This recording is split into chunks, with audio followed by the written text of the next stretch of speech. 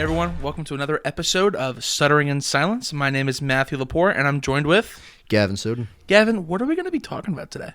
We're going to be talking about sports today. What kind of sports? All sports. You sure? I promise you. All right, guys, well, if you're as excited as I am, and I'm sure Gavin is as well, take a seat, sit back, relax, and enjoy. Gavin, we are live. All right, guys, another week of the Stuttering in Silence podcast. Thank you guys for following us on all the socials, Instagram, Facebook, Twitter. Mm-hmm. We do have TikTok now.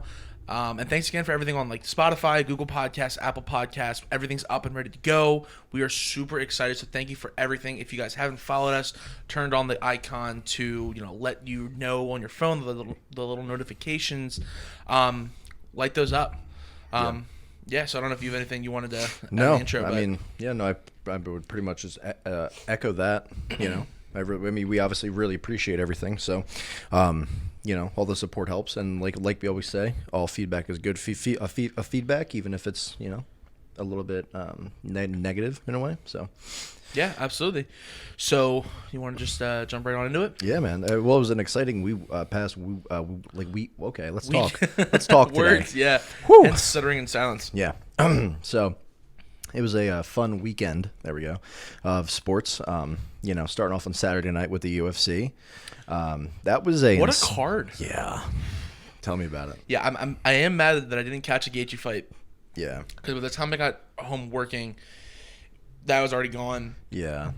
But I was talking to Ryan about it, and he was super hyped about the card. I know you were talking about it, and you already get that link. Sorry, Dana. It happens, buddy. Well, honestly, this card would have been worth the money for it. You think so? 100%. How much was the card? Dude? I think pay-per-view is. I want to say pay-per-view is $65. I don't know. That's a Ryan question. That is a Ryan question. But no, I mean, I was excited that I got to catch some of the card right before the Usman fight. But yeah. I mean, I don't know if you want to kind of walk into like the Justin Gaethje fight and Michael Chandler. So Justin Gaethje, this was his first fight coming back, going up against Michael Chandler. This was his. Yeah, this was insane. This was a good fight. This was his first fight since fighting Khabib. So this was like his I wouldn't say a redemption fight, but it was just, he lost to Khabib, obviously. Hell of a fight, but Khabib is Khabib. So, but no, the Gaethje fight was kind of ridiculous. Obviously, it went the distance. It's actually it was actually one of the best fights I've seen, not even in the past year, but I'm saying ever. They both came out, and at first I was thinking Gaethje was going to win because, to be honest, I haven't really followed Michael Chandler's career too heavily. But Gaethje's just a dog, and this fight was ridiculous. There was never a time where, except for I think it was the second round or whatever it was when Chandler got knocked down, I was oh, this might be over. Well, even if you look here, there was just only one knockdown in the entire fight. Now, usually you will see one to about depends 3 or 4 depending on what round you get into. Yeah. But I mean, just looking at the strikes given, you have Justin Gaethje with 64 overall, and then Michael Chandler with 42. Percent there. Yeah. Well, Gaethje was more consistent. I mean, Chandler threw more, but Gaethje was more consistent with what he was, landing. But yeah, I'm actually surprised to see that Gaethje didn't have any takedowns. Or even submission attempts. Yeah. Especially after that Khabib fight, you definitely would want to be looking for some submissions, getting back into that jiu-jitsu. Well, I think after you fight Khabib, I think even you look at somebody like McGregor, right? Like a Conor. Yeah. He's the only person to win a round off Khabib in the UFC, or ever. No, yeah. I didn't know that. Yeah, he won the second round, I think. Well, the second round. Yeah, it was the second round. Yeah. Wait, no, they wouldn't be able to because Khabib's undefeated. I'm going to repeat what I said. I'm going to need you to follow me. Second round. I thought you meant the second fight. No. Okay. Okay. Yes. Well, all right. That's yes, sir. Yeah. All right. We're on the same page now. Yep. But no. So even Conor, he was always not always, but he became a decent grappler. I would say he got better with it after the first Nate Diaz fight. He got better with it, and then it showed in the second Diaz fight. But when he fought Khabib, I was impressed with how well he was keeping up. Because obviously when Khabib shot, he basically got taken down. But he's a freak. But that's what I'm saying. In the Gaethje fight, Gaethje put up a hell of a fight against his takedowns. He's a good grappler, but he's just not his strongest point. But yeah, I was a little surprised that he didn't shoot more. After that fight. So maybe he just wasn't comfortable. He just didn't get into that groove where he felt comfortable doing it. But yeah, I mean, and a lot of people that fight after they've lost to Khabib or even just like a nasty loss. Just look at McGregor. He had to kind of come back from that, especially with the whole Dustin Poirier thing. Yeah. Well, I would say Conor's a different story in the sense of so when he fought Khabib, he was riding the clout wave. He fought Floyd prior. He just came off the Nate Diaz fight, right? The Eddie Alvarez fight a couple years prior. Yeah. He was milking it too, and he was doing a good job about that. He's really good with kind of clout chasing and And when he fought Khabib, everyone at first was like, Khabib's got this in the bag, but how much shit talking that he did and how much he was dedicated to whipping Khabib's ass. If no one else in the arena thought McGregor was going to win, Conor did. You know what I mean? He believed it. Yeah. And I'm not going to lie to you, Conor looked really, really good. Now, but when you fight, you know what I mean? But even Conor had to have a little bit of a hiatus. Yeah. Because he got into trouble with the law for before the fight, with breaking the bus window and all the bullshit. But after that fight, what was his next fight? Cerrone, right? Yep. So, he came and back. And that was short after. No. Wasn't it short? It was only what? No, it was. Or am I thinking of that wasn't Gaethje. No, it was. Fuck. I thought it was only what, 7 months? Was it? It was on New Year's or around the New Year's. It was January something. Was it January 2019? I thought it was January 2020. Well, we're gonna do one of them. I don't know. So we have all that. I'm bad at this. Ryan's gonna yell at me. But yeah, so we have the second card or the second, the second fight. Yeah. Second fight. Shane Burgos and Billy. I still to this day can't pronounce the last. Quarantillo. Yeah. So again, like I said, I didn't catch the first two. Yeah. But holy strikes. Yeah. This was absolutely insane, and you have Shane over here who has a 70% total strikes.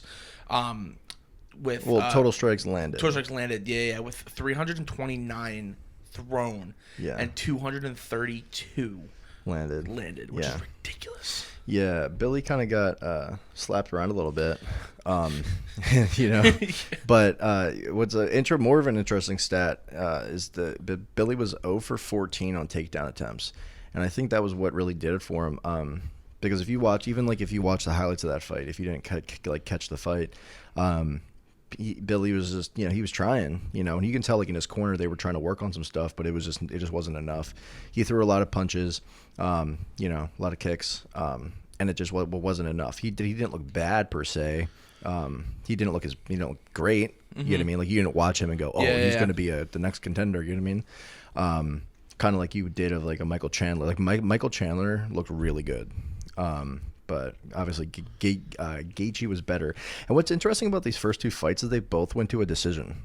Because I didn't think the Gaethje fight was going to go to a decision. The Burgos fight, I had a feeling it was going to go to a decision for the Gaethje fight. Because people were talking about it. They're like, oh, well, he's coming off the whole Khabib thing. And then, his training was totally kind of switched up in his camp. Yeah. And they were like, oh, well, we don't know if it's going to go to a decision. They don't know if it's going to just be a KO. Because they didn't think it was going to be a absolute slaughter. People definitely thought that Chandler was going to land a lot more and not have 42%. Yeah. Well, my thing is just they're both really good fighters. I just thought if you asked me who was going to win the fight, I would have said Gaethje by knockout in the second round. You know what I mean? But it was not the case. But yeah, so I was just a little bit taken aback by that. But moving on to the Frankie Edgar fight versus Marlon Vera.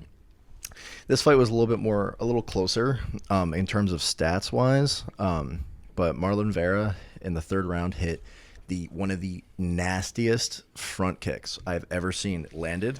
so efficiently. I wish you could play it. Oh my god, his toes were like under his lip, were under Frankie Edgar's lip basically, and his chin was pushed almost into his like eye socket. Like like there was like a still frame I saw on Twitter of it, because like when you watch it, it's like whack, and he drops like it's done.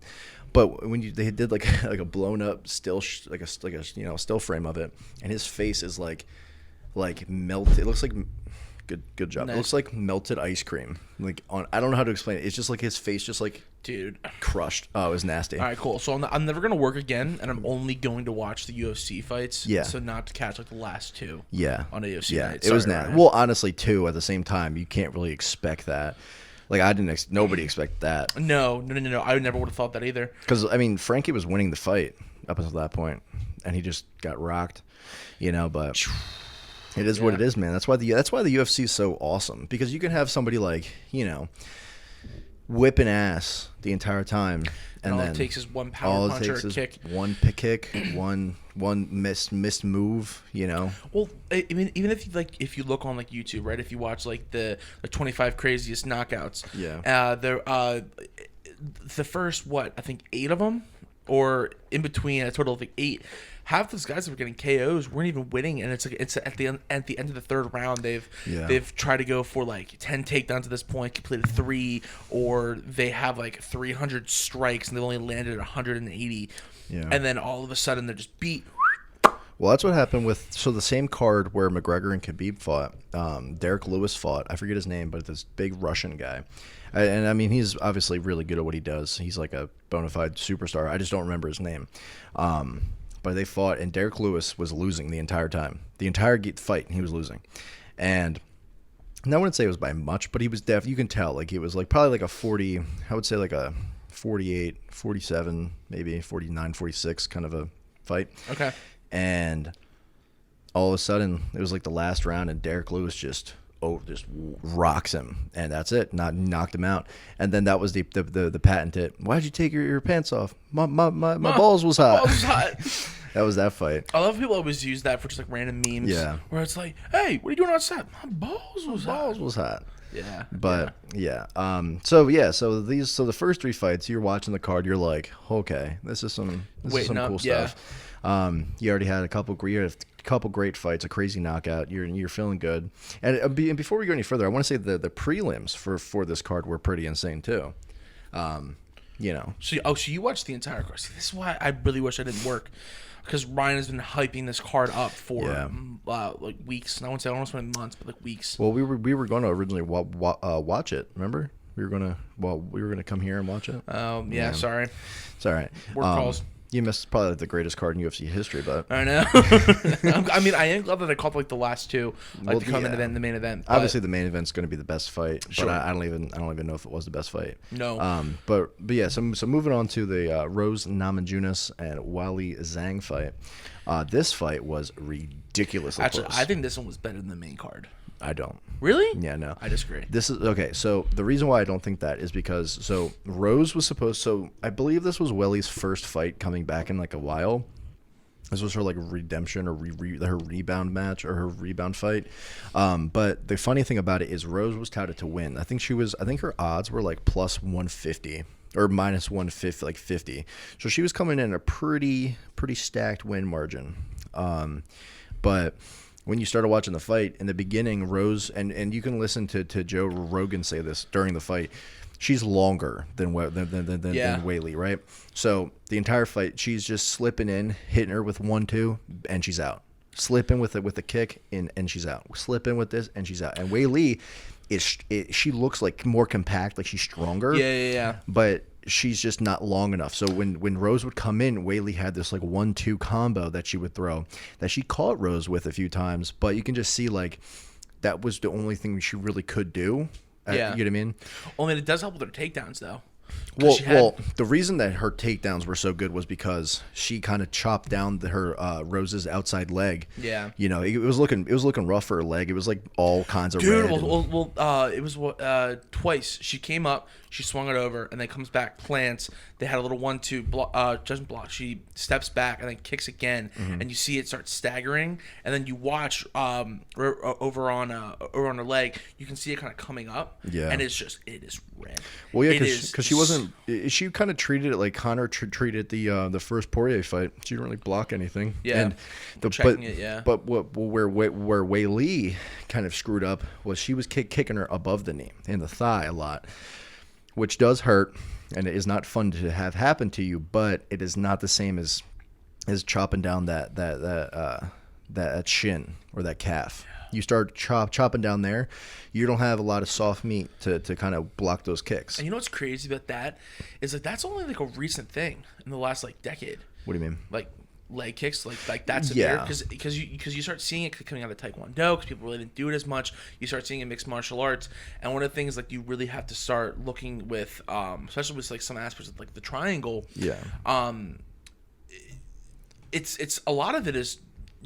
It's not very old, and it's a lot of it's new, especially with like leg kicks, because you've been having in the last decade, maybe coming into the early 2000s, but it's not as old as people think it is. Well, definitely not. But I mean, you can even see back in like 2008, 2009. You can see like John Jones really becoming effective with those like spinning back kicks. You know those. And that's responsible for some KOs too, not just from him, but from other people. Well, yeah, it was because it's hard to kind of like. So, perfect example of this is what I think happened was McGregor fought Poirier. Okay. McGregor up until that point this is the thing. McGregor up until that point had been training as a boxer because he was supposed to fight Manny Pacquiao. Yes, that sounds odd, but so he was training to fight Pacquiao because McGregor secretly wants to become a boxer. That's what he wants to do. That's why, one, he took the Floyd fight in a boxing arena. Okay. And two, for like 8 months, he was training solely to be like a boxer's training, a regimen to fight Pacquiao. Didn't work out. He ended up fighting. He had to come back and he fought Poirier. Now, that's why I believe he was so humble with Cerrone and Poirier, because I think he wasn't. He was like, okay, I've been training as a boxer for how long? I'm not going to come out and one. I think Cerrone was more of a respect thing. You know what I mean? Where he's just kind of like Cerrone's like a bona fide fucking superstar. Yeah. And a legend. So I think it was a respect thing, you know, that he didn't talk shit to Cerrone. Also, not smart to talk shit to good old Donald. But with the Poirier fight, I think even though McGregor talks a lot of shit and he has the ego the size of a mountain, I don't think he was confident enough to come in, talk his game, talk his shit, and still win. But you watch that fight, McGregor is standing like a boxer. Like he doesn't have his Muay Thai stance. He doesn't have his wide, his karate stance.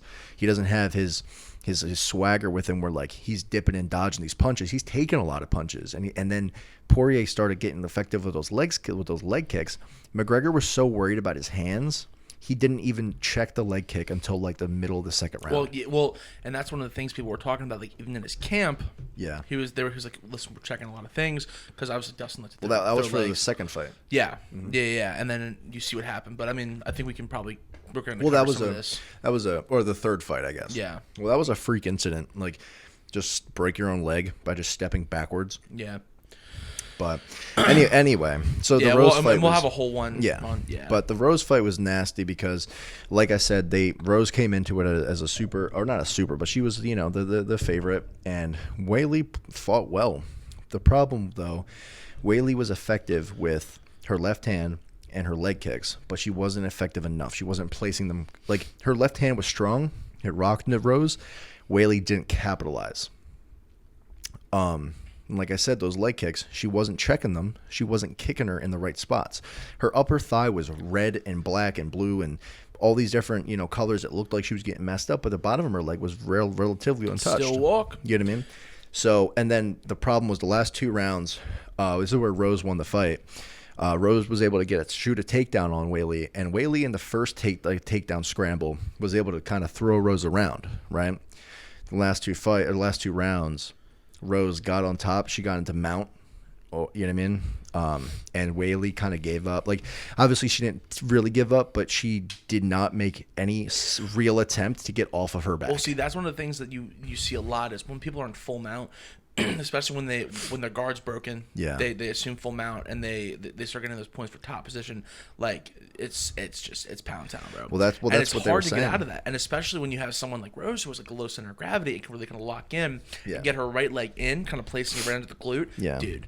Well, the problem, it's hard. The problem was Rose got on top the first time, and you kind of looked like Whaley made a couple attempts to get out, and she give Whaley credit. She was really solid on the ground, you know, not letting Rose get into half guard, not letting her get like, you know, side control. But once again, it was like she played a lot of defense and like no offense. So once she got put on her back the first time, after a couple times of not being able to get up, she kind of let the round finish out and just kind of held on the Rose. The second round, the last round, she was, you know, she got taken down again, same exact way, and the same thing happened. She just kind of held on. And even you can even listen to Joe talk about it. He's like, and Corey, you know, and they're like, I don't know what she's doing. Like, she needs to get up. You know what I mean? Well, because she wasn't even winning those rounds either. No. Yeah. It was close, but she wasn't winning. But it was a great fight, all in all. Yeah. So, do you want to go into our main card here? Get into the main event. This one, I was so excited for it, to the point where I rewatched it twice. Well, I was really worried watching this fight that Colby was going to come out and get fucking lit up. Because really? Yes, no, this is why. Well, because Colby, in the first two rounds, looked really uncomfortable. Yeah. He got in there and he looked. He played it super safe in the first round. Well, that's the thing, because he came in as the plus 300. But if you watch it, he doesn't like. If you watch the fight, he comes in and his mind is like, I'm gonna punch you. Yes. But he like twitches.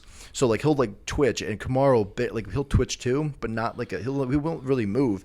And Covington just like he'll like half step. Yeah. And like twitch, and he's just not sending those punches because he's so scared of what happened in the second round when Kamaru hit him with like the left hand. Yep. Cracked his temple, rolled him on the ground. And that was after Colby technically, if that wouldn't have happened, Colby could have won that round too. I don't know about this. Well, he was doing really well. Well, no, he was playing really good defense. The problem was he wasn't, like I said, same thing with Whaley. He wasn't having enough offense. Yeah. So in the first round, Kamaru definitely won that one, landing a lot more shots. Colby in the second round looked better, but once again, he didn't look good enough to like execute what he wanted to execute. So then Kamaru gets a knockdown, and Colby's just, he got rocked. Like I thought the fight was over when he dropped. I thought the fight was over. Well, everyone thought the fight was over, and plus you also have to figure out too is that like when you have someone like Kamaru Usman, he is the #1 pound for pound fighter.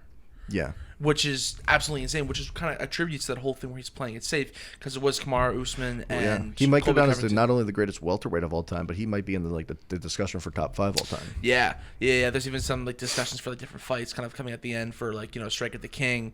I know that was kind of coming in the later weeks, but you know, in the fight, I was nervous that Colby was going to get rocked because Kamaru got so much better with his boxing because he's not so much more of just like a couple tricks in the bag kind of a fighter. He now has an arsenal of things he could use to fuck you up. And he just got better with his striking. So now he got better with his jabs. Yeah, so now he found a lot more power kind of coming into it. He can get that 1-2 and really kind of come across with his left and just. Yeah, and too, Colby. You know, Colby's not a bad fighter. He's not. He's a great fighter. And if Colby, you know, what was he on like an 11 fight win streak or something when he was about to get cut? He was on. I think it was 8. He 8 out of his 9 fights. Yeah. Yeah. He's nasty. And then you saw Colby kind of. I think he kind of timed Kamaru down after. So at the end of the second round, he was basically dead to rights. He was laying on the ground, and the only reason he got out of that was because the round ended. Yeah. But good then time to but then he came out in the third round and he was like he was kicking and punching his way through Usman in the third round. Yeah, he was. Well, the thing was he was timing Usman's pace, so he was like, all right, like, you know, I know what's going to kind of he timed him up enough to where he was able to slip in those jabs and and he was landing a couple combinations, and he rocked Kamaru. A lot of body kicks too. Kamaru got rocked a couple times throughout the rest of that fight. He didn't wobble too much, but he didn't fall. Oh, you could see in his eyes. But you could see he was getting hit, and even Joe was talking about it. He goes, "Look at him. You can see it in his eyes. He's moving around." Well, because he got rocked, he got lit up, and then you saw him like half step forward and like take 2 big steps backward, like kind of like with his arms like mid, like near his like pec, like he didn't like just kind of dropped and just kind of like slumped backwards a little bit, and then Colby. The problem was Colby was so scared that Kamaru, if he rushed in, Kamaru was just going to light his ass up. He really didn't. Like, in my personal, when I was watching the fight, Kamaru gets rocked. I'm like, Colby, like, go in there, start swinging. But Colby, I guess I can understand. He was like, if I run in there, Kamaru could hit me with the nastiest right or left. And that happens a lot. That happens literally all the time as they come in. And you also see it with just, like, small little knees. But right after that huge body kick, Usman for the entire rest of the fight was fighting that. Yeah.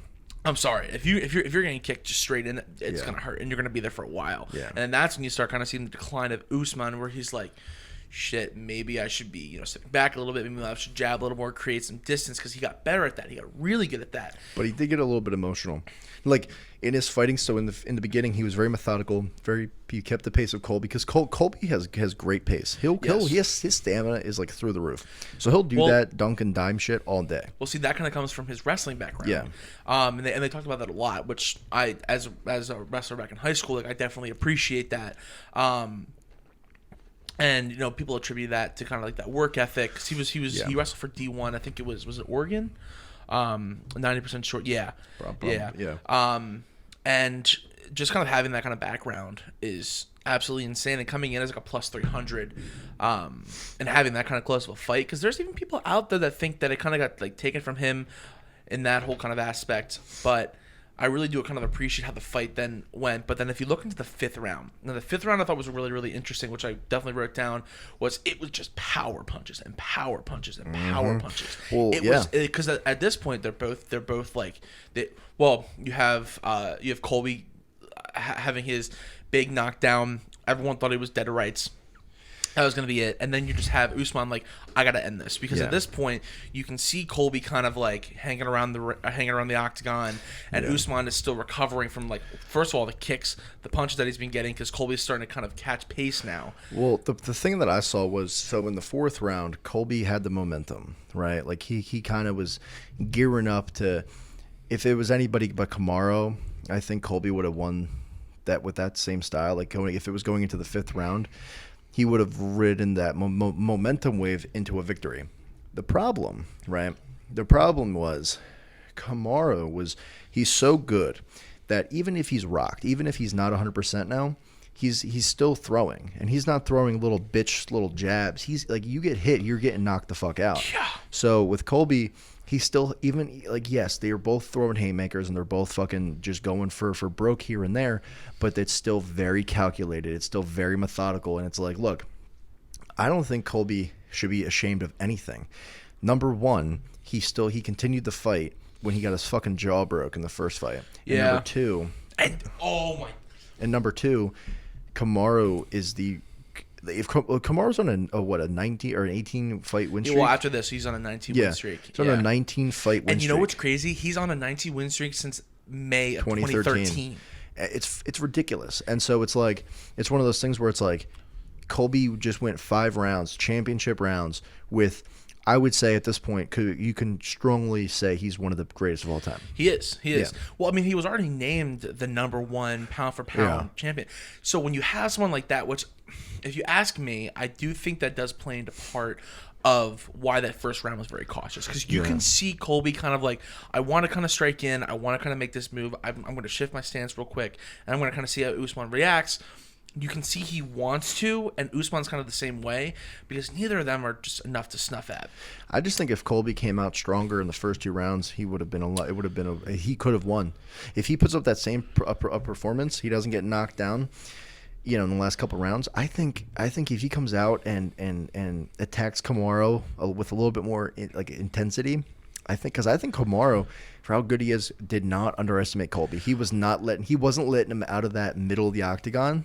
Because like for the first 2.5 rounds, Kamaru ran the middle of the octagon. Well, so that's the thing where I would agree with you if he went after him, but Kamaru also was good at keeping pace. That's what I'm saying. Yeah. What I'm saying is if he would have, if Colby came out and he had a little bit more confidence and in what he was able to have his defense be good enough to not get knocked the fuck out, I think he would have.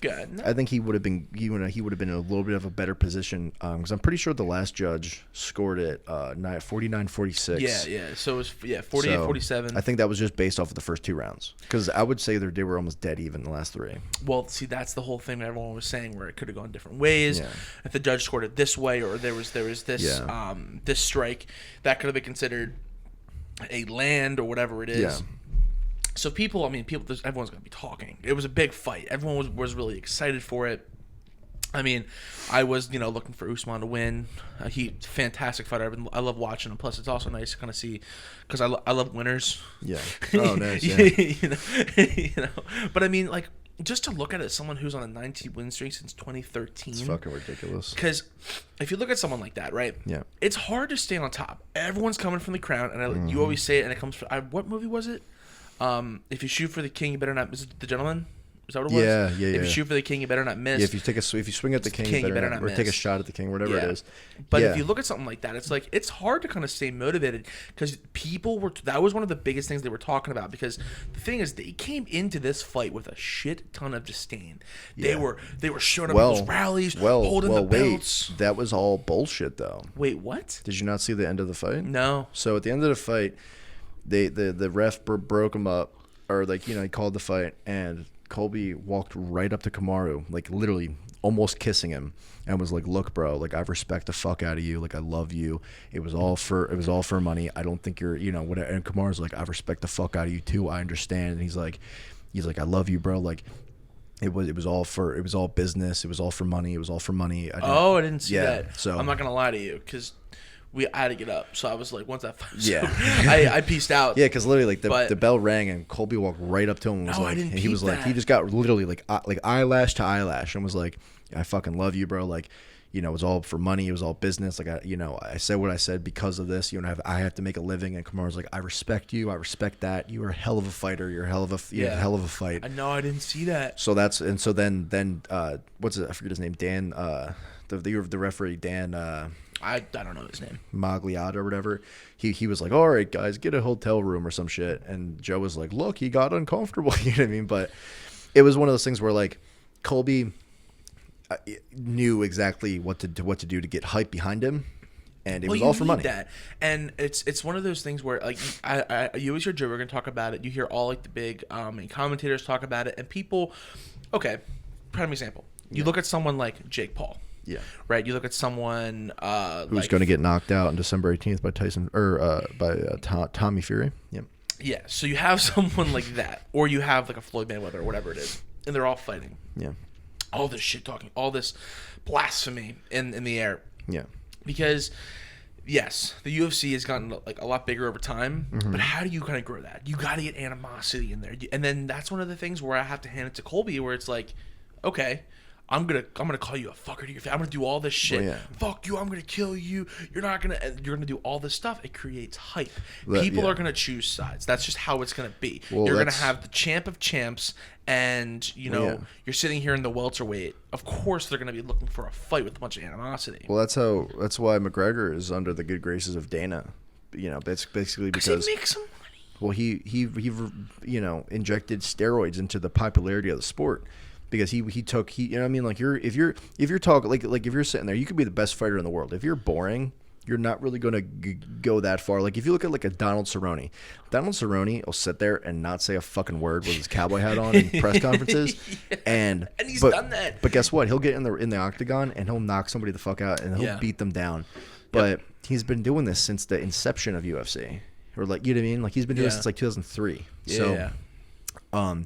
But then you look at like a Conor McGregor. Okay, McGregor came from he was very poor in Ireland. Yes, he was very poor in Ireland, and he got married. And his wife, he was like, "Look, I'm making it in the UFC. Like this is what's good. This is my life. That's what I'm gonna do." So he worked at it, and Dana gave him a shot, and he didn't fuck it up. And then once he started gaining popularity, then the McGregor came out. You know, the Mystic Mac and the shit talk and the I'm a fucking, you know, I'll kill your squad and you're a bunch of bitches and, you know, you're a bunch of fucking cholos. You know what I mean? Like, he didn't give a fuck. And so everybody, up until just a couple, like last year, the Khabib McGregor fight was the highest pay-per-view fight ever, I think. For like pre-sales, it was ridiculous. Because I remember we went to Hooters, and usually it's like $10 to get into Hooters. Tyler, you can quote me if I'm wrong. I'm pretty sure it was like $20 or $25 to get in, on top of our food and everything. Like just to sit in the bar, it was like $20. Because that fight was ridiculously expensive to get all that stuff. You know what I mean? To get like because they had it on every TV. Oh, and the pay-per-view is $75. Oh, yes. Yeah. So that didn't make sense. But yeah, so that you know, these fights were insane. I think Kamaru is an insane fighter. I don't know what competition he has left. And well, I don't can't know. think of the name now, but I know they were talking about because I think Covington just beat. Oh, fuck, I'll have to look it up. It's gonna come to me later. Yeah. But I know Dana was talking about like approving like a fight for Kamaru to kind of come at his belt. Because I believe Kamaru and Colby just beat him, or was it the other way around? I forget what it was. But regardless, like, there's definitely gonna be a fight coming for Kamaru. Yeah. People. There's been like little whispers and things like that, kind of all over and shit. So we're gonna be definitely excited to see where he's gonna be fighting soon, who and where. Well, yeah. And that'll probably come in the next couple of months. Someone's gonna call him out over fucking Twitter or on a podcast or some shit. Or Dana's gonna be like, "Hey, would you want to fight him? Fuck him!" I mean, fuck it. You give McGregor enough money, he'll be like, "I'll jump up fight to him. fucking welterweight." You know, he don't give a fuck. Yeah. Or he'll be like, he'll come down to lightweight. You know, he doesn't give a shit. No. But, and that's actually the kind of the position that Namajunas is in as well, because Weili is like her number. I guess it would be like her number one. Yeah, and she has comp. really nobody else to kind of She kind of ran through that combat her. division. Yeah. Yeah. Which I mean, hey, good for her. But at the same time, it's like. And then, do you know what's also crazy? At the same time that the UFC main event was going on, you know what else happened? Canelo won his 4th belt. Canelo Alvarez. So now Canelo Alvarez is the first. Wait, I thought it was. Same time. Oh shit. Yeah. So he won his 4th belt. He now holds all 4 belts in I forget what division he has, like what weight class, but he holds all 4 belts, and so he's the first person to do it consecutively. Like, he's the first person to win all 4 belts in the same calendar year. So he won all his belts from January 1st, 2021 to now, or from October, or from November 7th or 6th to 2020 to November 6th, 2021. He won all 4 of his belts, and he's the first Mexican fighter to hold all 4 belts at the same time. So he broke a couple records on Saturday night, and he might go down. He probably is the greatest. What is he, a lightweight? I think. Yeah, he's one of the greatest to do it ever. Yeah. So, you know. Well, good for him, man. I mean, it always is cool to kind of see records broken, and definitely collection of the belts. Because people love winners. And, you know, if you want to make money, you want to make sponsors, you want to kind of create and kind of collect, and really kind of make a name for your legacy, to collect the belts. Same thing with, like Floyd. Years and years of winning. Years and years of winning. Years and years of belts. Well, it's kind of the same thing with Floyd, is like he doesn't he wins, and a lot of people call him like like a butterfly, like he doesn't fight. He doesn't he's very The thing is, though, okay. You can count on your hand how many times he's been hit, and I mean rock. Well, it's like 3. He's only been touched 3 times. Well, think about it this way: he's been fighting. He's been fighting since the late '90s, his whole life, and it's one of those things where you see, right? Yeah. Someone's been fighting for forever. Yeah. They start getting that fighter slow mentality. Slurring their words, not being able to walk correctly, having problems at home. He doesn't get hit enough. He doesn't get hit at all. This man is the smartest dude on the planet. He can't read. If you could read me a whole book of Harry Potter, dude, he can't. Dude, he's like, what did McGregor say? He's like, why are you carrying around a school bag? You can't even fucking read. 50 Cent during the ALS challenge is like, listen, I'll give you $500,000 to any of your charity if you can read 1 page of the Harry Potter book.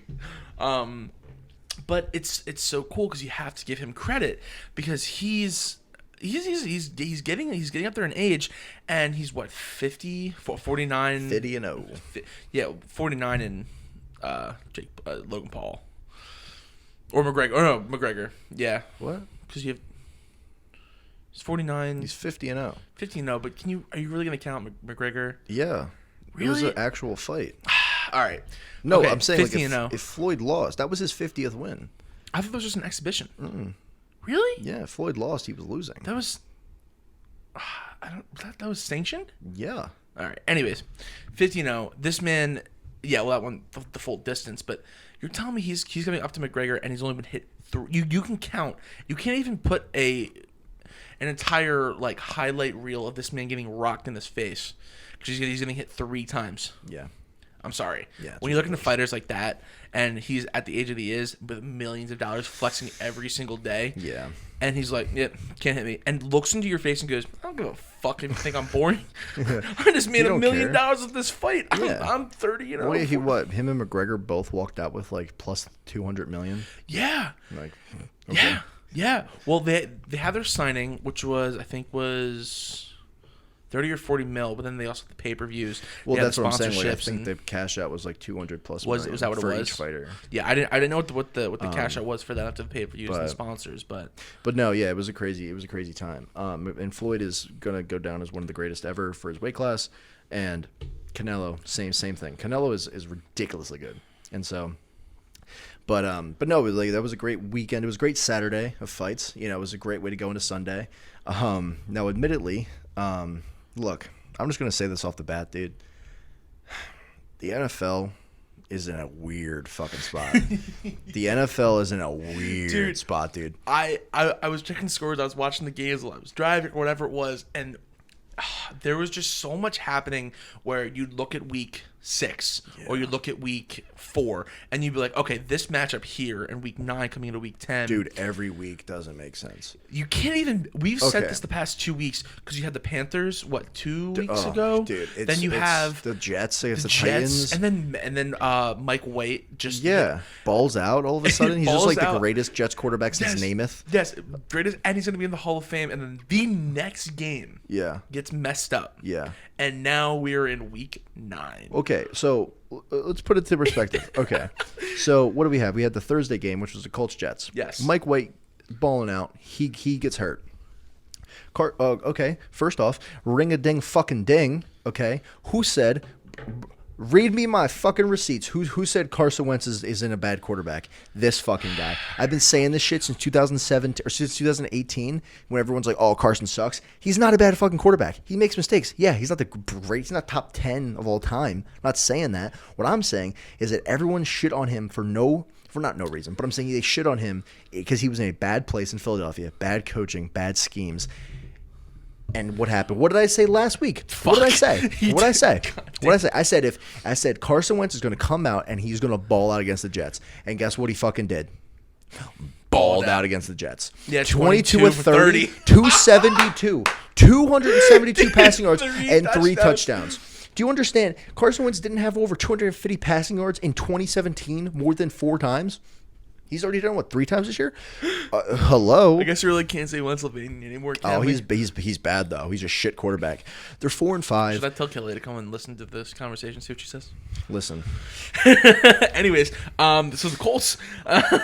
The Colts are not a good. The Colts themselves aren't a great team. Carson Wentz is improving and improving weekly. That's important. You know, if you're a shit quarterback, you're not good. You're not going to ball out against the Ravens for the first 3 quarters like Carson did. Yeah. You're not balling out. Well, obviously it's the Jets. The Colts defense, not that great. Non-existent. Really shouldn't let the Jets put up 30 against you. But dude, it got to a point where I'm just sitting there and I'm watching the highlights and I'm like, oh god. Well, this is the thing though, because this is what I believe happened. Philadelphia happened, right? This is what happened with Wentz. Howie Roseman didn't like Wentz. Didn't want Wentz on the team. So it's already confirmed, or at least like all but confirmed, that Howie Roseman paid plants in like magazines and in journals and stuff to post fake articles and recycle false rumors. Oh, really? That Wentz was a bad leader in the locker room, didn't like his teammates, so on and so forth, until all the fans hated Wentz. And then when he fucked up, he made mistakes, he had an off year. He got extra shit for it. Everybody was like, get the fuck out. Now, am I going to say Carson Wentz after 2017 was an elite quarterback? No, I'm not. But what I'm saying is he also didn't have a wide receiver core. He didn't really have a running game, and he was playing catching babies. Unlike pretty much. Yeah, like dude, like yeah. he what? Well, okay, he had 2018. He had Nelson Aguilar and an aging Alshon Jeffrey. Yes. And then Wentz wasn't fully recovered from his ACL. Nope. It was a flip-flop who was going to be the starter between him or Foles. Yeah. Then Wentz gets hurt again. Foles gets him back to the playoffs. They lose in the first round to the Saints, right? Who knows if Alshon catches that pass, maybe they go in and scored a touchdown. Who would have known? We'll never know. 2019, Carson Wentz once again. We ship off Nick Foles. We're like, all right, cool, have a great day. Wentz has a rough year. He has an off year, not playing well. We lose Alshon Jeffrey. We lose Nelson Aguilar. We lose after 2017, we lost Torrey Smith. And I would say, those were good things. But you look at it, Carson Wentz threw 4 game-winning touchdown drive passes. Yes. That was dropped by Matt Collins, J.J. Arcega-Whiteside, Nelson Aguilar, that was 2018. But you get what I'm saying. He had the game won, like against the Lions in 2019. Perfectly thrown ball to win the game, and I believe it was J.J. Arcega-Whiteside dropped the pass, or Matt Collins maybe. I don't know. I forget. It was like 3 years ago. But game over. We lose. That gets put onto Wentz. 2020, his worst statistical season of all time. All 5 years in the NFL. All 4 years in the NFL. It was bad. The whole team was bad. The only bright spot that we had was Miles Sanders and Malcolm Jenkins. Yeah. You get what I mean? Just stable guys that are just come and do their job. Wentz, really bad. The Eagles, really bad. And once again, 2019, we barely make the playoffs. Wentz goes out with skin of our teeth. Wentz goes out with an injury because Jadeveon Clowney comes in, and Carson Wentz is on the fucking ground, and he comes in and helmet to helmet, back of the skull, goes out with a concussion. Oh, but that's Wentz's fault, right? Okay. 2020, yes, Wentz played bad. He was a bad quarterback. He had no drive. He had no power. He did not stay hungry. He did not devour. Oh my god! Oh, you were doing so good, and you were so serious. You're like, yeah, he didn't stay hungry. He didn't devour. Fuck. Yeah. That was going so well. Look, all I'm saying is he has to put in the work, put in the hours, and take what's ours, bro.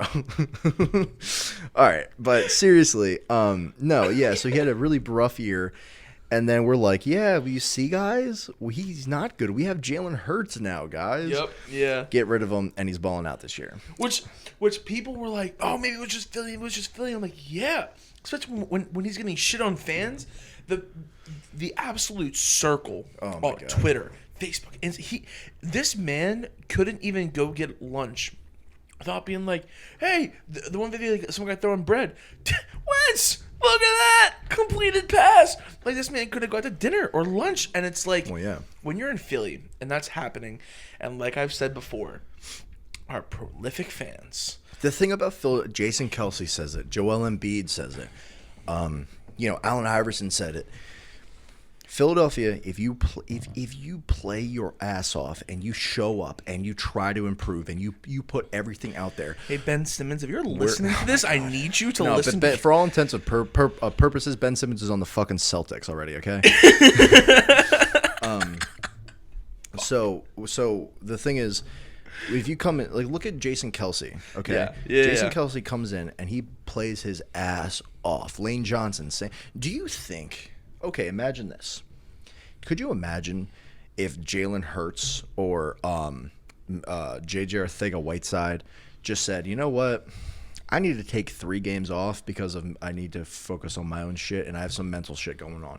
Do you think Philadelphia fans would have been like, you know what? Okay, we understand. We would have been like, fuck you, you bitch ass motherfucker. Why didn't you in practice? Yeah, go to the We Cowboys. got the Saints next week. Like, but Lane Johnson has been with us for so long and put in so much. He's been on the field in blood, sweat, and tears for so long. His rapport. Well, yeah, but I'm saying he's done all that work, so he says, "Look, I can't play. I'm struggling." And collectively, Eagles fans are like, "You know what? You do you." Look at Allen Iverson. Allen Iverson played for the Sixers for a very long time. Did we ever win a championship? No, we didn't. But guess what? You talk about the greatest 5 Sixers of all time. You're putting AI at point guard. It's what it is. So if you come in and you're like, hey, I'm trying my ass off. I'm trying to win. I'm trying to win. The Philadelphia fans they're gonna be upset. They're gonna boo you if you lose, obviously, but they're not gonna be like, get him the fuck out of here. You know what I mean? So that's where I think that like a Ben Simmons could learn from a little bit. But I think the whole Wentz thing was fabricated by Howie just because he didn't want him on the team anymore. Which doesn't really make sense because it's a whole shit show. But anyway, moving on from that game. So bottom line, the Colts outplayed the Jets barely. The Jets put together a lot of good drives. And so the Colts, they should not. The Jets had like 400 passing yards almost. It's ridiculous. You shouldn't have. They're the Jets, bro. Come on. But getting into some of the early games from this week, you had like the Raiders and the Giants. Once again, boom, upset number 1. Yeah. How the fuck did the Raiders lose to? Okay, the Raiders 23-16. to 16. The Raiders lose. Never. The Raiders lose Henry Ruggs on what, Thursday or Wednesday? Wednesday. Yeah. That situation, basically, Henry Ruggs was out drinking a little bit, having a good night. He decides to get into one of his sports cars and drive 156 miles an hour. And then he ends up hitting somebody, and then they die, and then they're on fire. Wasn't it like it was a chicken? It was a girl, and a dog. Dog, not baby, dog. So, and then you know how weird it was to wake up to something like that. Yeah, it was because I woke like up, Wednesday I saw morning. it, and I read Henry Ruggs, but it didn't click. Like I was like, what?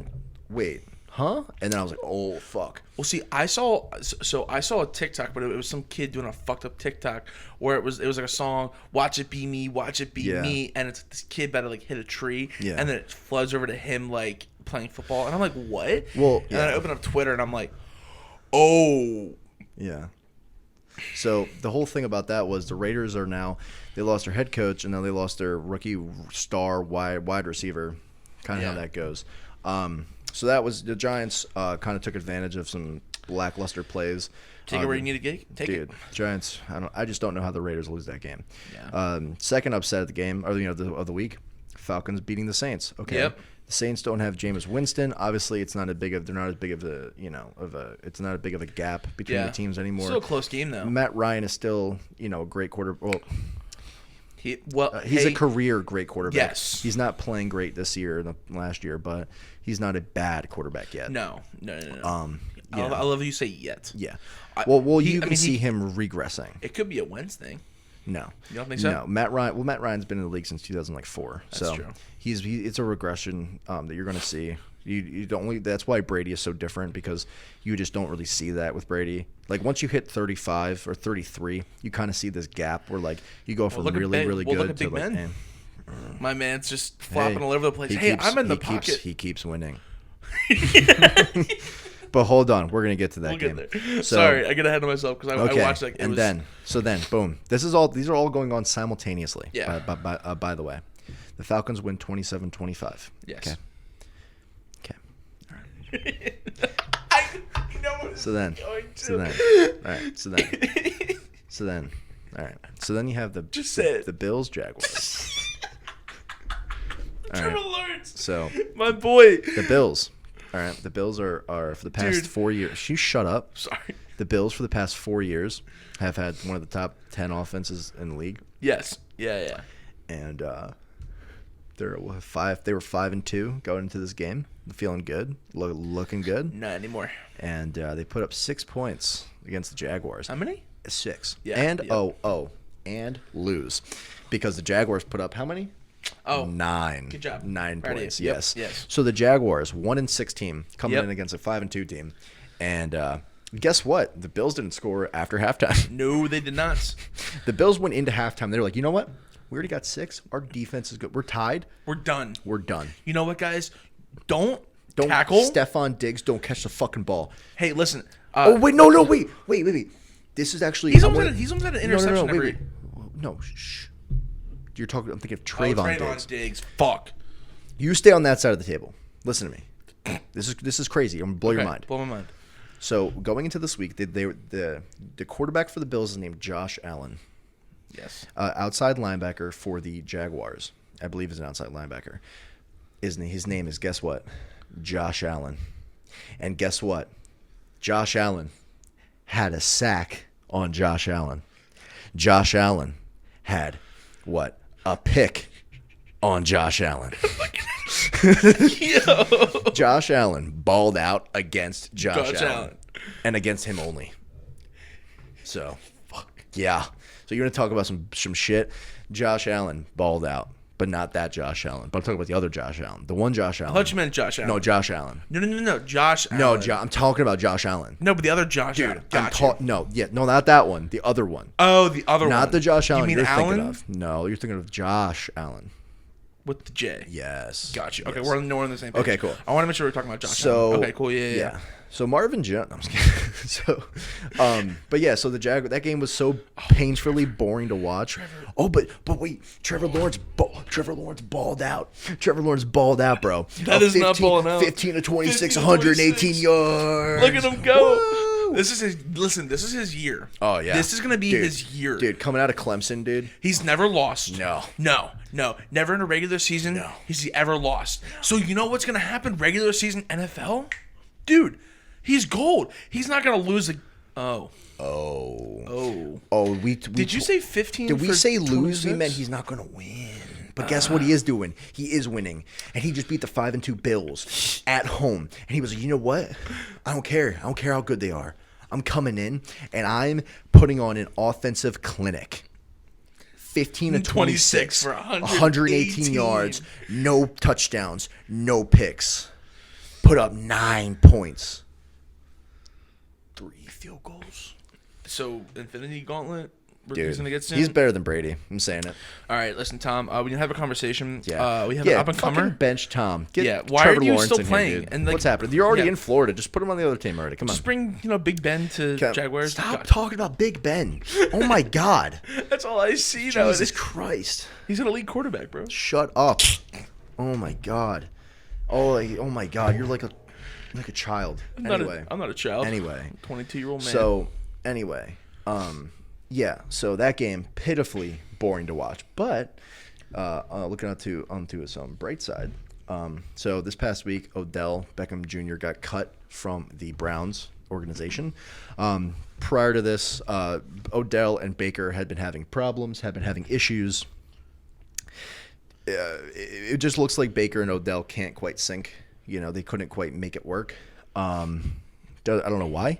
I don't know what happened from last year to this year. I don't know. But didn't work. So he's not as flashy. Is probably why. I just no think overhead catches and that's true. Yeah. I think Odell is definitely an overrated wide receiver, but I also think that Baker never wanted it to work, or Odell never wanted it to work. I think one of them never wanted to play with the other. I don't know who, but so he gets cut, and it's a big controversy of who's going to get him. And then the Browns, after struggling for the past couple weeks against the Chiefs, or against the against some mid-tier competition like the Jaguars and so on, they come out and they put 41 of the white hot Bengals. Stopped them right in their tracks. The Bengals. Who would think the Bengals are going to be white hot coming into this year? Nobody. They'll get smacked by the Browns. Well, that's the thing. The Browns and the Browns and the Bengals were like two trains going on separate tracks, and they had to meet, right? So the Bengals were on the upswing. The Browns were on the downswing, right? All of a sudden, The Bengals forget how to play football. Dude, I'm looking right here in like second quarter, 17-13. But you know what I said 2 or 3 weeks ago?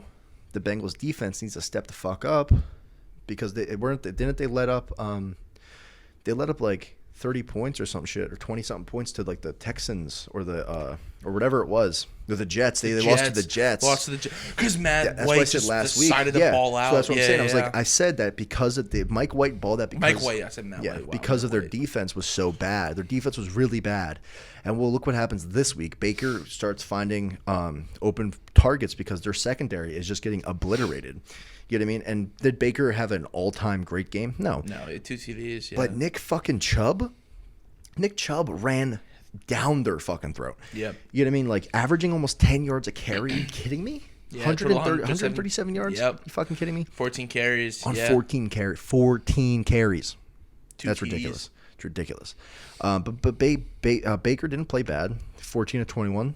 He got the job done. He did what he needed to do to get that game in the wraps. Yeah. Especially in the third quarter, too. Well, yeah. It was just one of those things where it's like, like Donovan Peoples-Jones, all he had to do at some point was just go on like a out route or a dig and go or a vertical, and he's just open. Nick Chubb ran. All he had to do was run the ball, and every 2 times you run the ball, you move 30 yards. Yeah, you know what I mean. Well, it's nice to kind of have somebody like that, especially when you're going at someone who's red hot. I mean, you have the defense didn't come in the last 2-3 weeks as fantastic, and they lose to the Jets. Yeah. But that's when what you I have was someone saying. like Nick Chubb running through your throat, you gotta tighten things up, especially on your front three. Yeah. If you're gonna run like a 3-3 or a 3-4. Well, I think they have the Eagles syndrome with like not wrapping up in open field tackling. So they Nick Chubb, I think he had like an 84-yard running touchdown. Just ridiculous. You just can't let that happen. But what I think the Browns, if they can get another wide receiver, like an elite wide receiver, like that's what I was saying. Why I don't understand why Baker and Odell never like were able to sync up because that could just be like that might not be a football thing. That might just be like a professional. Well, yeah, but I'm saying like they had the nastiest combo. They had Baker Mayfield, who was getting better and playing better with Odell Beckham Jr. and Jarvis Landry. Yeah, and they were rebuilding their entire defense as well too. And the running game was a 1-2 fucking punch between Nick Chubb and Kareem Hunt. Like literally, you give the ball to Nick Chubb for twice in a row, he gets 15 yards on 2 carries. You give the ball to Kareem. Yeah, you give the ball to Kareem Hunt. Okay, guess what? 15 yards and 2 carries at a minimum. And then the problem comes in where if Nick Chubb gets hurt, he'll come back, and then Kareem Hunt will get hurt. And it's been that flip-flop to where you really only got to see that 1-2 combo last year, like a little bit of last year, Yeah. But the Bengals, I don't think the Bengals are a bad team. I think they just got exposed. I think their defense is what's going to hold them back. Well, see, that's the one thing that Baker's been getting really good at is being able to adjust on the fly, especially when you're seeing a lot of like linebackers are going to crash or kind of switching their stancing in on what kind of the plays they're running, or if the defense is starting to catch on to what Baker's setting up or whatever their offensive coordinator is allowing. He's just on the fly catching up, and his team's really good at kind of adjusting as well. I would say he's playing more confident. He played more confident this week. He also made big time throws. And once again, was he maybe missing throws on purpose to Odell? We don't know. Was Odell running shitty routes on purpose? We don't know. But what we do know is that the Browns from last week to this week got a shit ton better. Yeah. Got a lot better. They got, they figured it out. But if you're asking me, I think it was more so a case of having just enough offense to really expose a really bad defense rather than Odell being the sole reason that they're all of a sudden great. Yeah. You know what I mean? And then so that's kind of what I think about that game. But Joe Burrow didn't play horribly. I mean, he had a couple picks, and he had like that, what was it, 92-yard pick six from Denzel Ward. But he's not a bad quarterback. Once again, he's a second-year quarterback.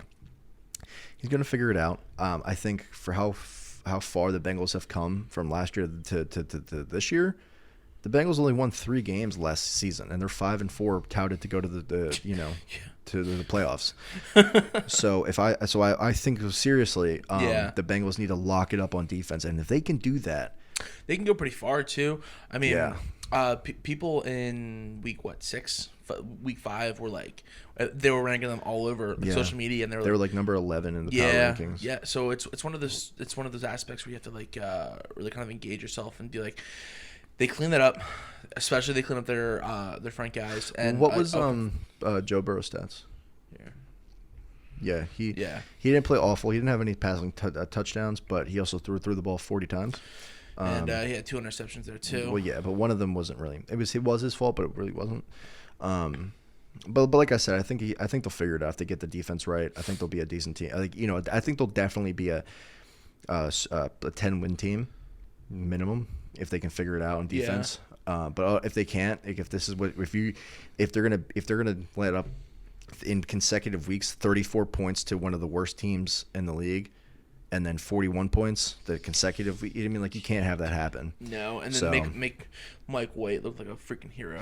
Well, yeah, that's what I'm saying. Like, I understand. Like the Bengals should right now be 6-3, but they're 5-4, and they shouldn't be. Yeah. But and it's only going to hurt them, especially their confidence after being white hot. It's just not going to look good coming to the next couple of weeks. Yeah. Because they don't really have. Who do they have next? I think, do they have a bye week this week? They might. Yeah, they have a bye week. So they'll have a week to figure it out. See we'll see when they come back. But moving on, the Patriots played the Panthers. Really, the Panthers didn't show up. Sam Darnold looked awful. Like I said at the beginning of this, after week 3, I was like, do you remember? We were like, oh, the Panthers are 3-0, the Broncos are 3-0, and I was like, I think I don't know, the Panthers could be good. Play the Cowboys, and guess what? What did I say? You can ask Javen, you can ask Tyler, maybe. I don't forget who I talked to about it. I was like, they're a fake team. They're not going to be good. They're only good at this first 3 weeks of the season, and I promise you, they're not going to be good the rest of the year. And everybody was like, yeah, okay, whatever. Yeah. Now look at them. They're ass. Yeah. Like, really bad. Yeah, but I kind of expected them to lose to the Patriots. I really didn't have any expectations for that game. I thought it would be closer. I thought Sam Darnold would be better. I thought so. No, not the way the last couple of games the Patriots have played. But one of the things that Mac Jones is figuring it out. Mac Jones is figuring it out. You're not wrong. You're not wrong. And, I think somebody said this past week that Mac Jones was the best quarterback to come out of the draft this season. Who said that? Are you saying? Oh, yeah, no, I guess. Yeah. I'm saying he's better than Trevor Lawrence, yes. You knew I spent way too much time with you. You knew where my head was going. But no, the one thing that I was really excited to talk about was the Cowboys versus Broncos. So, listen, I'm an Eagles fan. Okay, now. Well, let's take a look in the closet. There's nothing in the closet, sir. Anyways, I will bet you $500 million there is a alternate jersey, the alternate version Tony Romo jersey in that closet. Nope. $100. Nope. $100 on it. I don't own $100. a bank. Shake my hand. Money. Shake my hand. Why? Let's make a bet. I was told people you don't shake hands. Okay. Well, you're on a timeout. You can't talk for a minute. Okay. So, wow, this is nice. Did you put me on a timeout? Shut up. Minute. No. Got a minute. No. All right. So, I watched this entire game because this was for those of you that don't know, and I guess I don't know how you would know if you don't know me, but I'm in the process of moving, so it's a fun process. But I got a little bit of a break. I took a break, kind of chilled out for a while. Good. Glad. And watched this game because I was very bored. And I clicked on the game, and I was expecting the Cowboys to be up like 21-7. I was in the same boat. And I saw that the Broncos were up 17-0, I think, at one point. Yes. Or 19-0, and I was like, huh? Well, see, I was the same way. So when that came on, I'm like, okay, the Cowboys got this in the bag. No big deal. They're good to go. And then I was door dashing, right? Yeah. And I hopped in the Polaris. I told you the story. Yeah. And I shit a brick. Yeah. Because I look and they have this big, like, 70-some big TV. And if you live in Royersford, you know what I'm talking about. And I didn't have my contacts or my glasses on at the time. So I'm just walking in and grabbing the pizza for a customer and leaving. Yeah. And I'm looking, and I'm like, what? Yeah. What? Why does that? Because I thought at one second, like, 30-16. Oh, I guess they got close-ish. Yeah. And then I look, and I'm like, that Broncos should not be in front of the Cowboys. Mm-mm. And I'm standing, especially after losing Von Miller. Yes. Their best player. Yes. And Yes. I don't know what happened. I don't know what the Cowboys offensive coordinator did, but Dak Prescott came out really bad. They didn't score until the fourth quarter. You know what I mean? But okay. So if you look at his stat line, he's 19 of 39, which is obviously the worst part of his stats line. 232 yards, 2 touchdowns, 1 pick. In the third, with 1 minute left in the third quarter, Matt, guess what his completions were, and guess how many yards he had. I don't know. I think he was 5 of 19 for 107 yards in the end of the third quarter. So in the fourth quarter, he blew up. He was like, I'm just going to start. Shit started to work. Too little, too late. But what the highlight of the game was the Broncos defense. They came to play. Dude. Not only did they get off defensive line pressure and penetration almost instantaneously, their secondary balled out, was shut down Amari Cooper, shut down CeeDee Lamb. Their linebacking core was able to not only to sit down in their zones and actually cover the field, but completely eliminate like 2/3 of the field at some points. Yeah. It's kind of ridiculous. And then pair that with the fact that Zeke and Dak both have a really bad game, and all of a sudden, the Broncos beat the Cowboys. Yeah, I was a little baffled. I did not expect to see news like that. And listen, I'm not a Cowboys fan, but it was one of those things where you just kind of expected them to win. Yeah. So if I was a betting man, I would bet. Well, that's what I'm saying. The NFL is really in a weird spot right now. I feel like we say that every week. But wait. What did I say last week as well? What did I say last week? Oh, if the Eagles come out and they play efficiently, we have a chance of beating the Chargers. What was the score of that game, Matt? What's 0-0? 27-24. Eagles lose. Yes. But if you watch that game, very close game. It was back and forth, back and forth, back and forth. The problem, the Eagles' offense finally starting to figure something out. Yes, the points that we put up were not enough. Till week 9. Yeah, but we're actually figuring it out against a good team. We can score against a decent defense, and multiple times.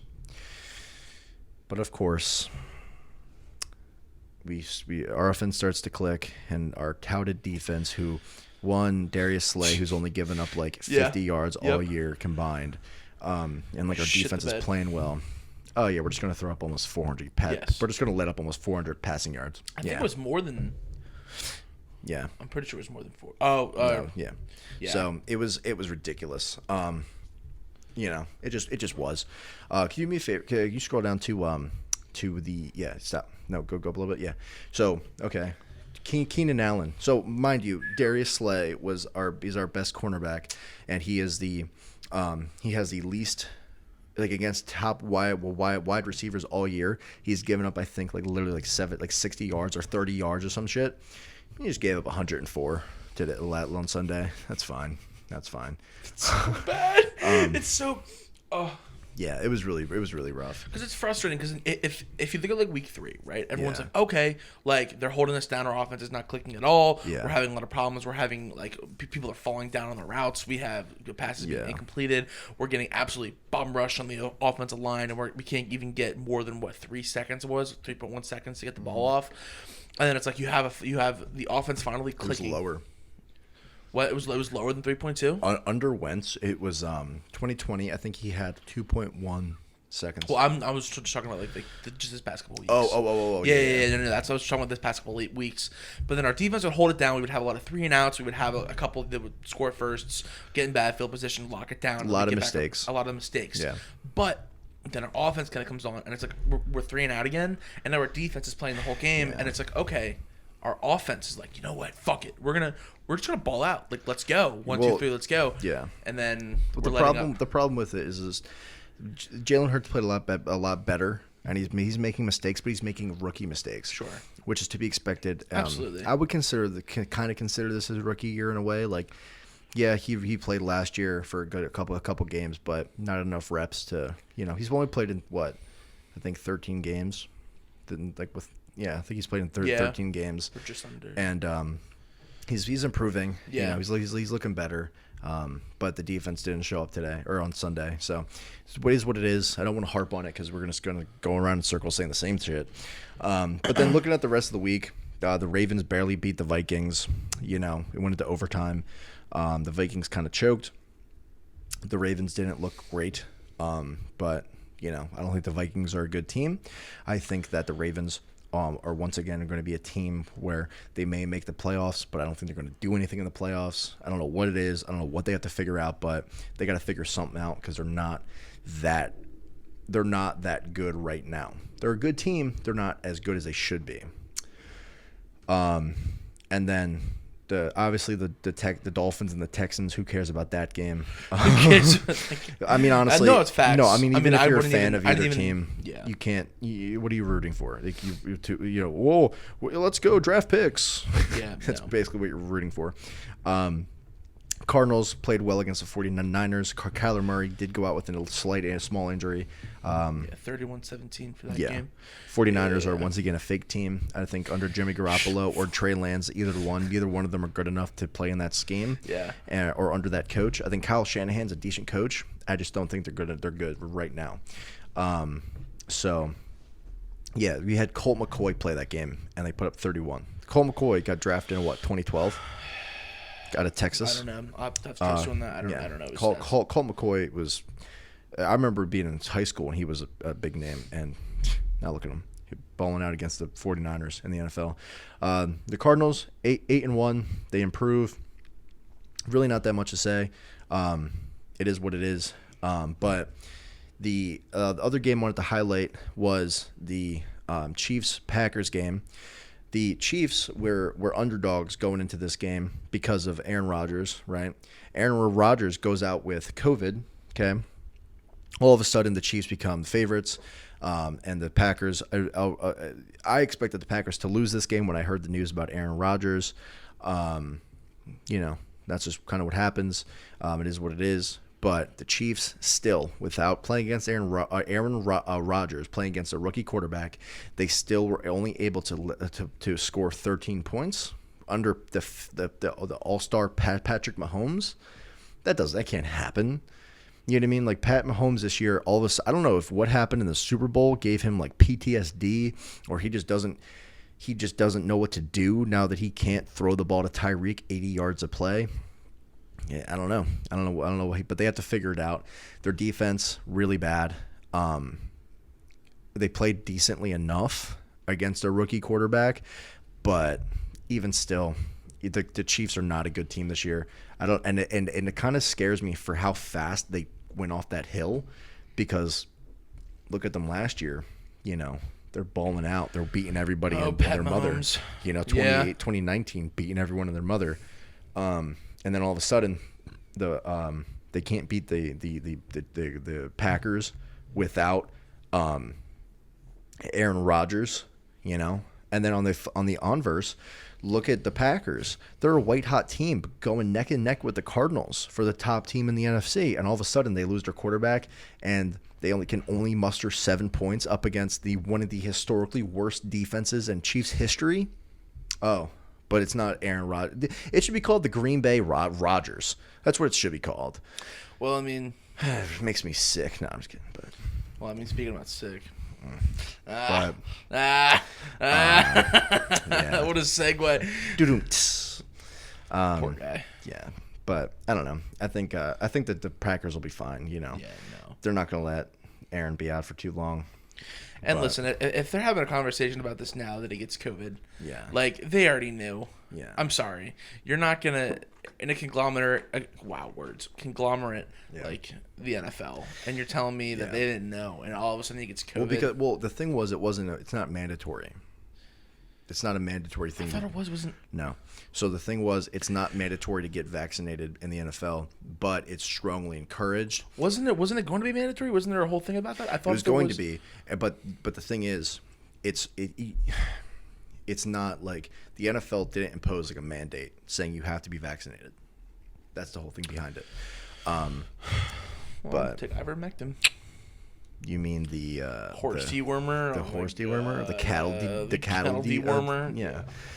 But anyways, to finish out the week, The Titans obviously lost to the Rams. The Titans beat the Rams. So they lost. Titans beat the Rams. Can I finish my sentence, please? The Titans lost Derrick Henry. Lost Derrick Henry, and they come out against a pretty good Rams team who I think is going to win a lot more games this season. 7-1 going into this. The Tennessee Titans were 6-1, and Matt Stafford had an off game, didn't play well. The Titans they're a good team. They're a lot better of a team than I thought that they were going to be this year. Especially after the first 4 weeks of the season after they lost to the Jets. I kind of thought it was over for them, to be honest. But they're balling out. The Rams are looking. They're still looking like a good team. Also to note, the Rams didn't have Von Miller after they signed him. He wasn't playing, so who would have known how much of a difference he would have made, if any at all. But yeah, so the Titans ended up winning 28-16. Once again, Matt Stafford one TD and 2 picks, almost 300 yards of offense, passing.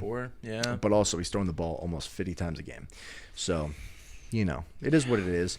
Cooper Kupp and Robert Woods both had good games. Obviously, they're good wide receivers. They're going to ball out. And then the last game to finish it up was the Steelers game, right? Yeah. Steelers Bears. Once again, this is what I'm saying. I feel like I'm on a broken record. The Steelers nor the Bears are really good teams. The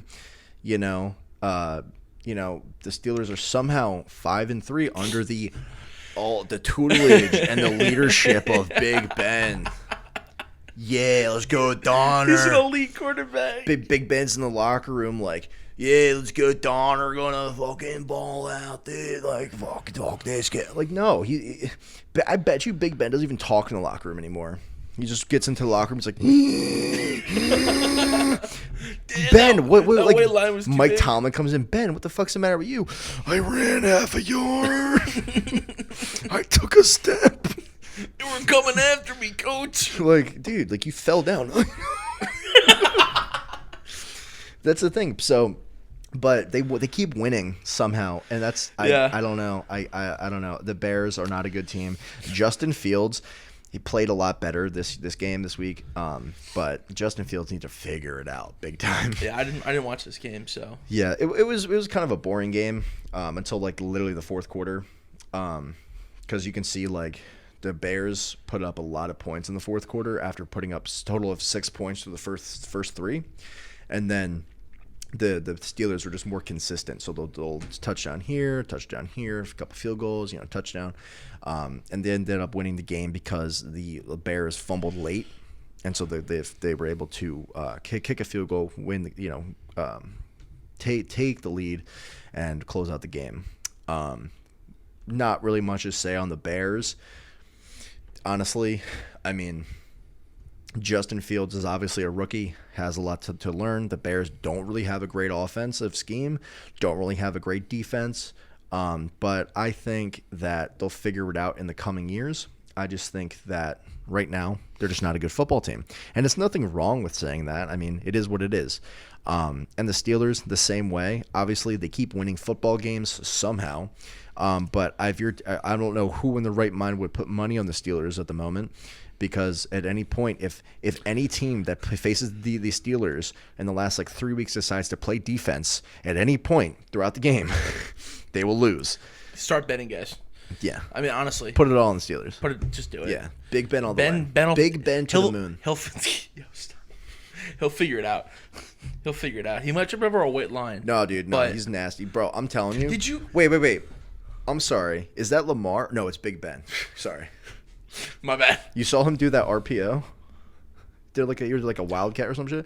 He literally caught the ball and just ran. No, I didn't see it at all. Oh, he ran for 40 yards, but he made it 2. Wait. He ran. Funny? Have you ever watched sitting in the pocket? Yeah.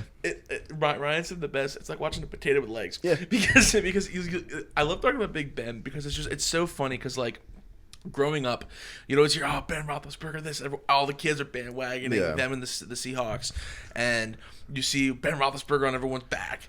And then you see him now, he goes, oh, someone's against my guard? Yeah. And they're sort of coming at me. Yeah, I'm gonna fall, but I'm going to throw the ball, and they're going to catch it for 42 yards and a touchdown. Well, it's funny because he's just underthrowing passes, and it's like, oh, dude, it's bad. But it's funny though because it's like they'll be balling out, and Big Ben is like, I'm just gonna run, and his legs move as like his legs are up and down for 47 times. He goes half a yard.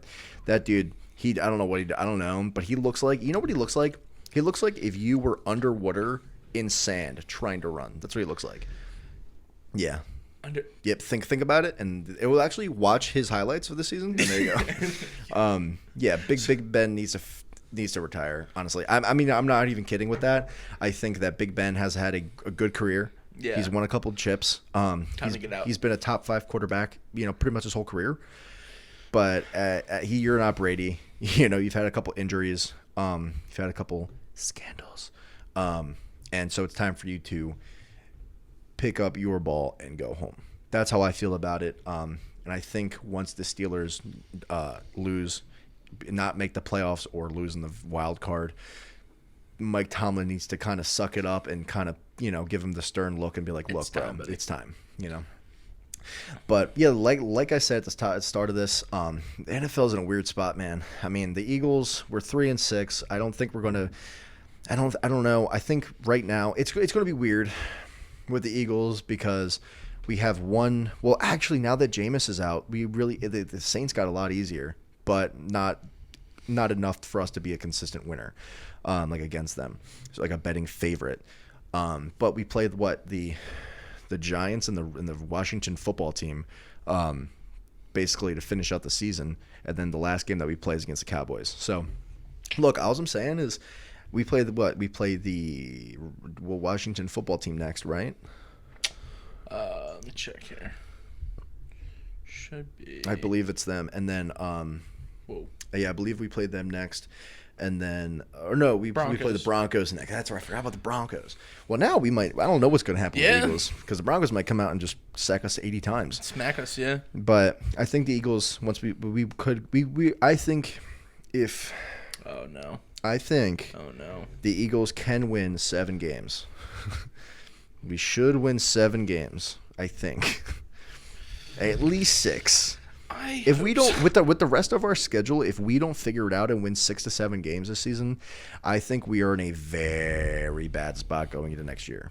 Because you're telling me, just hire you're telling me, no, you're telling me the process and the whole we're building and building and building. You're telling me you're not going to be able to beat the Giants with Danny Dimes or the Washington football team with that guy. Just give up. You know what I mean? You can't. You know what I mean? Like you know what I mean? Come on. So I think the Eagles could be a 7-win team. Is that going to happen? I really don't know. I don't know what's going to happen because it's just, the NFL is like I said, it's just so hard to predict, man. It really is. But it is what it is. But all in all, it was still a pretty good weekend of sports. Yeah, no, I mean, I was excited. I wish I really did kind of see the first couple fights on the card. That was a little disappointing, but gotta work when you gotta work. Yeah, but I mean, also too, I mean, it is what it is. You can't really expect the UFC card to be the greatest of all time. Sure. Can't really expect some of these games to be as good as they were. But yeah, and then. Throughout the last couple of weeks, I know we really haven't talked about them too much, but the Sixers are balling out. Now, okay, the Sixers, as of today, as of Wednesday, what is it, November 9th? November 10th, the Sixers are still in first place. We did lose last night to the Bucks, and we did lose the previous game to the Pistons or the Knicks? The Knicks, I think. So, it is what it is. The Sixers are a good team. The Sixers are always a good regular season team. But the last 2 games didn't really show up too well in the later quarters. If you look at the last night's game, we were up going into the fourth quarter, and then we just kind of gave up too many points, too many unanswered points. We got the lead, the lead got bigger and bigger. But what I do want to say is the Sixers, for losing their quote all-star point guard, are playing really, really good. Think about it. You're telling me Tyrese Maxey and John Paul and Joel, you're telling me these guys, you're gonna be you're like, who? You know what I mean? Who is Matisse Thybulle out of Australia? Who is Furkan Korkmaz out of Turkey? Who the hell is that guy? But guess what? They're balling out, and I believe we're still in first place in our division. And so the Sixers are balling out. Obviously, we're being heavily carried by Embiid, but Embiid is also an all-star. Dude's nasty. He is what he is. So we dropped to fourth place. Okay. Yeah, so we're in a pretty contested race right now, and it looks bad. We lost 2 straight games. It looks bad that we're in fourth place. But we're also playing with literally like a big piece of our offense out. So we could be the Pistons. I mean, I really think that if we can get these guys, these young kids, to play well and keep up the pace and stop, maybe make a little bit less turnovers and mistakes, hey, the Sixers could be another team, once again for like the 5th straight year going back to the playoffs. You know what I mean? But I regress. We have a lot of work to do. We don't have Simmons. Maybe that's helping us. That's something going to help us. I think it would hurt us if we just inject him randomly into the lineup at some point. Whoa! I don't know what that was, but yeah, that's been a whole problem. The same thing when wow, I am really struggling today. Figure it out. But just injecting him in the lineup was not going to help us at all. People are already frustrated with him, up and down, the entire team. Yeah, especially the fans.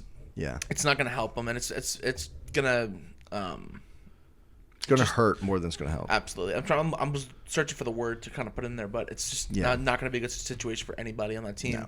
No. So it probably is a good farewell. Best of luck. Yeah. Not much. We have Joel. We're gonna be fine. We are good. Yes. Yeah.